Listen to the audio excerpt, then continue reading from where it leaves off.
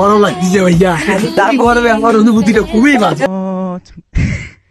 হ্যাঁ বড়দা, আপনি বিদায় সম্পর্কে কি বলতে চান? বিদায় সম্পর্কে আমি একটা জিনিস বলতে চাচ্ছি যে এখানে অনেকগুলো নিয়ে আসছে, মেয়েগুলোর মধ্যে অনেকগুলোকে মধ্যে মেয়েগুলো অনেক ভালো লাগছে। তারপর আমি অনেক মিস করবো এবং হয়তো হবে না। আপনি কি চান যে এই বছরে আরো এক বছর থাকতে এখানে, যদি তাদের পড়াতে পারেন?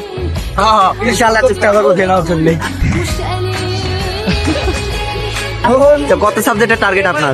আমার তো আছে 7টা আছে, 14টা সাবজেক্টের মধ্যে মনে হয় 7টা আছে, হ্যাঁ, আমি 5টা দিতে পারি।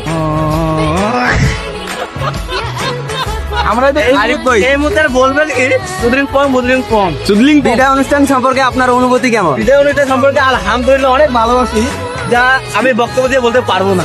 গরম কেমন? আরে এসি ভাই অনুমতি করা ভাই একের মন কি যাচ্ছে বলতে? মন যাচ্ছে তো বিয়ে করতে হবে। বিদায় সম্পর্কে আপনার অনুভূতি কেমন বলেন? বিদায় সম্পর্কে চুলিং পং সবার একই কথা।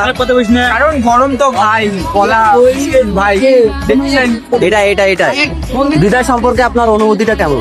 আমার অনুভূতি হ্যাঁ, গরম লাগছে ভাইয়া, তারপরে আমার অনুভূতিটা খুবই বাজে। খুবই বাজে। চাইলে কিন্তু সবাই আমার সারের